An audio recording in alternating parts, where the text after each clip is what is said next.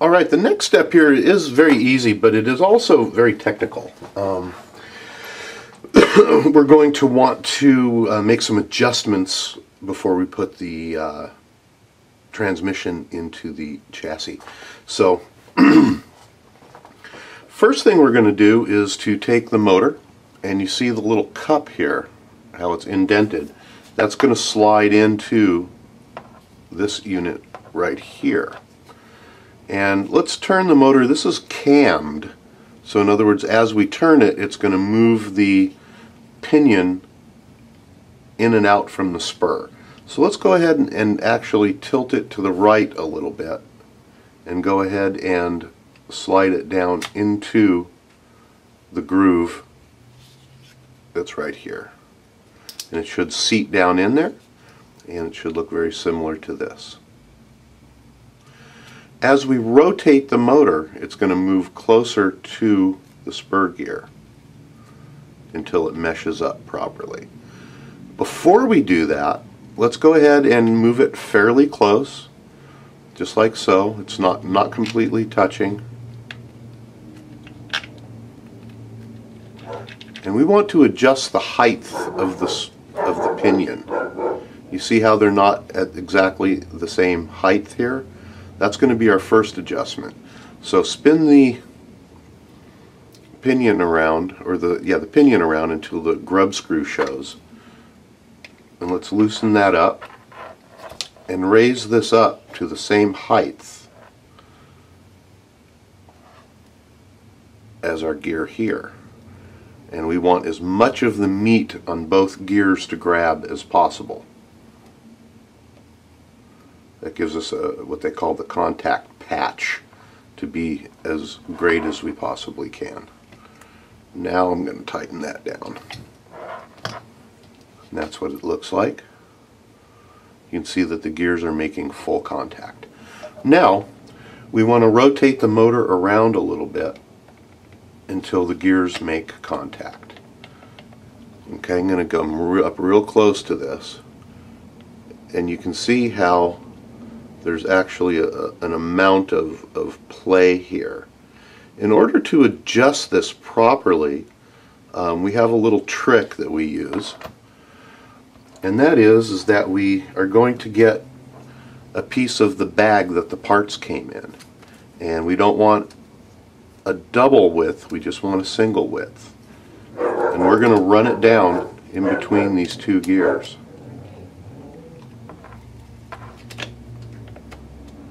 Just like that. And then at this point we're going to rotate the motor around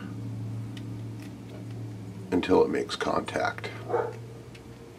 And then pull it out.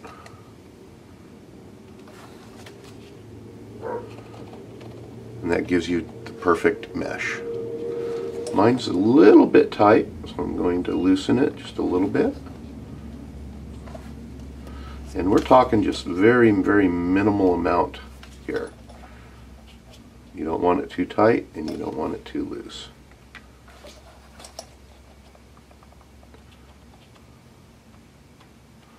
Okay, and pull it back up to the camera here.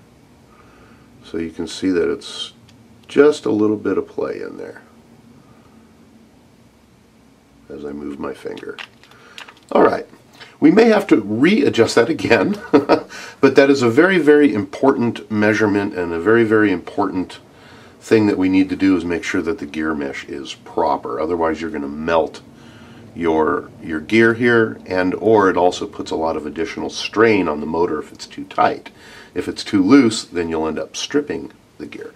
Okay, this is the lockdown mechanism, and it's going to go right over the top here. Just like so.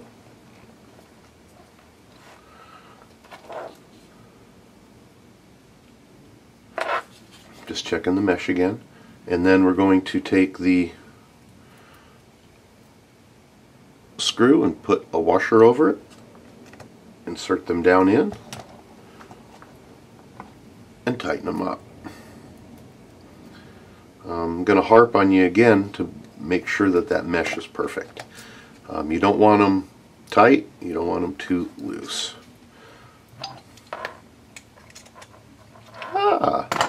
Guess what? I don't have the proper wrench. I'll be right back. I'm going to go ahead and tighten those up, and we'll finish up the next step. Alright, I'm going to show you this mesh one more time, and a couple of things to look out for. Had a little trouble adjusting it because of two reasons. First off, here's how it should look. Okay, just a little bit of play in between the gears there. That's it. You'll notice that there's more play. I'm sorry about getting you dizzy. There's more play in certain areas as we go around than there is others, because the spur gear is not perfectly round on this one. Also, you'll notice that you can see a bit of height difference on this portion, and then as we go around, it's higher in other areas than it is in some. And that's because you can see there's almost no difference in height there, but as we go around you can see that there's a difference in height there, because this is not perfectly flat either. But that's okay. Really, it is. As long as you're not binding up anywhere, you're all good. Okay, let's go ahead and put the cover on. The cover uses the two coarse thread screws, and it is going to line up just like so with these two screw holes here, 1 and 2, and it holds the cover on.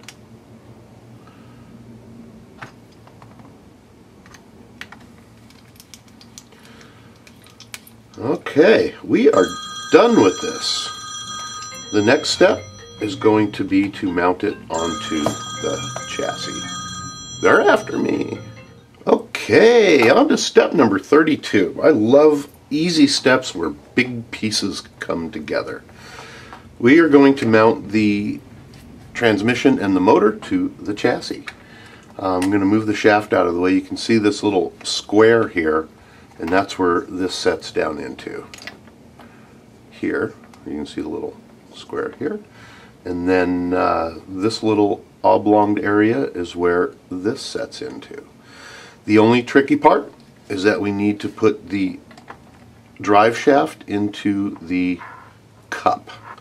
So let's go ahead, and I can't really show that on camera, but we're going to go ahead and slide that in and drop this down, and it will set right down, so it should set right down into that little square that's down there. And we can hold this together and turn it over and make sure that the screw holes line up. There we go. And we need to insert 6 screws. 1, 2, 3, 4, 5, 6. And you can see that they line up there, moving around a little bit. I'm going to go ahead and put a couple screws in there to hold it in place. Got to find the right wrench. And it's magnetized. There we go. I'm going to put one in here.